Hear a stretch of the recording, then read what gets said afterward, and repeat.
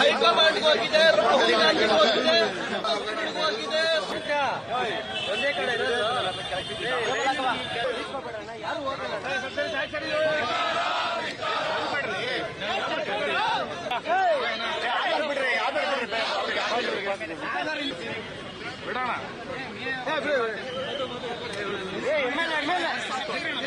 ಮಹರ್ಷಿ ವಾಲ್ಮೀಕಿ ನಿಗಮದ ಬ್ರಹ್ಮಾಂಡ ಭ್ರಷ್ಟಾಚಾರ ಏನು ಎಸ್ಟಿಗಳಿಗೆ, ಕರ್ನಾಟಕದಲ್ಲಿರುವಂತಹ ಎಸ್ಟಿಗಳಿಗೆ, ಬಡವರಿಗೆ, ಕೂಲಿ ಕಾರ್ಮಿಕರಿಗೆ ಸೇರ್ಬೇಕಾಗಿದ್ದ ಹಣ ಇವತ್ತು ಸಿದ್ದರಾಮಯ್ಯನವರ ಜೋಬಿಗೆ ಹೋಗಿದೆ ಅನ್ನೋದು ದುರಾದೃಷ್ಟಕರ.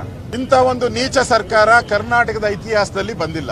ಎಸ್ಸಿ ಹಣನು ನುಂಗ್ತಾರೆ, ಎಸ್ಟಿ ಹಣನು ನುಂಗ್ತಾರೆ ಅಂತ ಹೇಳಿದ್ರೆ ಅದು ಚುನಾವಣೆಗೋಸ್ಕರ ನುಂಗ್ತಾರೆ ಅಂತ ಹೇಳಿದ್ರೆ ಇಂಥ ಭ್ರಷ್ಟ ಸರ್ಕಾರ ಕರ್ನಾಟಕದ ಪಾಲಿಗೆ ಸತ್ತೋಗಿದೆ ಅಂತ ಅನಿಸ್ತದೆ. ಇವತ್ತು ಈ ಹಣವನ್ನ ರಿಯಲ್ ಎಸ್ಟೇಟ್ಗೆ ಉಪಯೋಗಿಸ್ಕೊಂಡ ಮಾಡೋಗೋಸ್ಕರ, ಚುನಾವಣೆಗೋಸ್ಕರ ಕರ್ನಾಟಕದ ಕಾಂಗ್ರೆಸ್ ಸರ್ಕಾರದ ಇಲ್ಲಿಂದ ಹೈದರಾಬಾದ್ನ ಕಾಂಗ್ರೆಸ್ ರೂಲಿಂಗ್ ಇರುವಂತ ಸ್ಟೇಟ್ಗೆ ಹೋಗ್ತೈತೆ ಅಂದ್ರೆ ಇದೆಲ್ಲ ಪ್ಲಾನ್ ಮಾಡಿ ಅಲ್ಲಿಂದ ರಾಹುಲ್ ಗಾಂಧಿ ಅವರಿಗೆ ಚುನಾವಣೆ ಫಂಡ್ಗೆ ಹೋಗಿದೆ ಅಂತ ನೇರವಾಗಿ ಬಿಜೆಪಿ ಆಪಾದನೆಯನ್ನ ಮಾಡ್ತೀವಿ. ಈ ಹಗರಣ ಸಿದ್ದರಾಮಯ್ಯನವರ ಮೂಗಿನ ಅಡಿಯಲ್ಲೇ ನಡೆದಿದೆ. ಇದು ಸಿದ್ದರಾಮಯ್ಯನವರು ಫೈನಾನ್ಸ್ ಮಿನಿಸ್ಟರ್, ಅವ್ರು ಹೇಳ್ತಾರೆ ನಾನು 14 ಬಾರಿ ನಾನು ಫೈನಾನ್ಸ್ ಮಿನಿಸ್ಟರ್, 14 ಬಾರಿ ಬಡ್ಜೆಟ್ ಅನ್ನ ಮಂಡಿಸಿದ್ದೀನಿ ನಾನು. ಅಂದ್ರೆ ನನಗೆ ಪ್ರಪಂಚದಲ್ಲಿ ಯಾರು ಇಲ್ಲ ನನ್ನಷ್ಟು ಬುದ್ಧಿವಂತ ಫೈನಾನ್ಸ್ ಅಲ್ಲಿ ಅಂತ ಹೇಳಿದ್ದಾರೆ. ಅಪ್ಪ ಸಿದ್ದರಾಮಯ್ಯನವರೇ, ಇಂತ ಬುದ್ಧಿವಂತನ ನಿನ್ನ ಮೂಗಡಿಯಲ್ಲೇ ಇಷ್ಟೊಂದು 187 ಕೋಟಿ ಅನುಮತಿ ಇಲ್ದಿರ ಹೆಂಗೋಯ್ತು?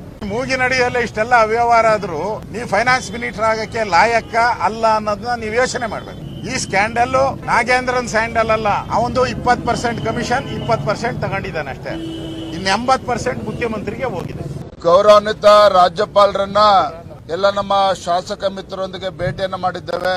ರಾಜ್ಯದಲ್ಲಿ ಇಷ್ಟು ದೊಡ್ಡ ಹಗರಣ, ಎಸ್ಟಿ ಡೆವಲಪ್ಮೆಂಟ್ ಕಾರ್ಪೊರೇಷನ್ ಪರಿಶಿಷ್ಟ ಪಂಗಡಗಳ ವಾಲ್ಮೀಕಿ ಸಮಾಜಕ್ಕೆ ಮೀಸಲಿಟ್ಟಿರ್ತಕ್ಕಂಥ, ಅಭಿವೃದ್ಧಿಗೆ ಮೀಸಲಿಟ್ಟಿರ್ತಕ್ಕಂಥ ಇಷ್ಟು ದೊಡ್ಡ ಮೊತ್ತದ ಹಣ ಇವತ್ತು ಹೈದರಾಬಾದ್ ನಲ್ಲಿ 18ಕ್ಕೂ ಹೆಚ್ಚು ಫೇಕ್ ಅಕೌಂಟ್ಸ್ ಗಳನ್ನ ತೆರೆದು ಹಣವನ್ನ ಅಲ್ಲಿ ಅಕ್ರಮವಾಗಿ ವರ್ಗಾವಣೆ ಮಾಡಿರ್ತಕ್ಕಂಥ ದೊಡ್ಡ ಒಂದು ಭ್ರಷ್ಟಾಚಾರ ಇವತ್ತು ನಡೆದಿದೆ. ಹಣಕಾಸಿನ ಇಲಾಖೆಯ ಅನುಮತಿ ಇಲ್ಲದೆ ನಡೆಯೋದಕ್ಕೆ ಸಾಧ್ಯನೇ ಇಲ್ಲ.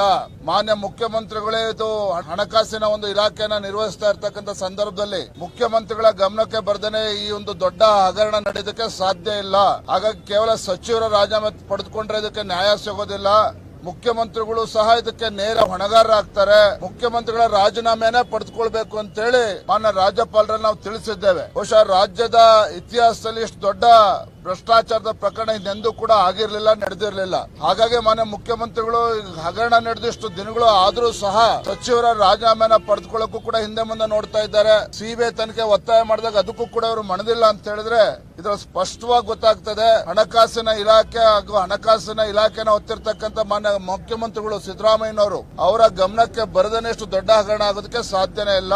ಹಾಗಾಗಿ ಸಚಿವರಿಗಿಂತ ಸಚಿವರ ಜೊತೆ ಮಾನ್ಯ ಮುಖ್ಯಮಂತ್ರಿಗಳ ರಾಜೀನಾಮೆಯನ್ನು ಕೂಡ ಪಡೆದುಕೊಳ್ಬೇಕು ಅಂತೇಳಿ ಮಾನ್ಯ ರಾಜ್ಯಪಾಲರು ನಾವು ಅವ್ರ ಗಮನಕ್ಕೆ ತರ್ತಕ್ಕಂಥ ಕೆಲಸವನ್ನು ಮಾಡಿದ್ದೇವೆ. ನಿಖರ ಸುದ್ದಿ, ಸದಭಿರುಚಿಯ ಕಾರ್ಯಕ್ರಮ.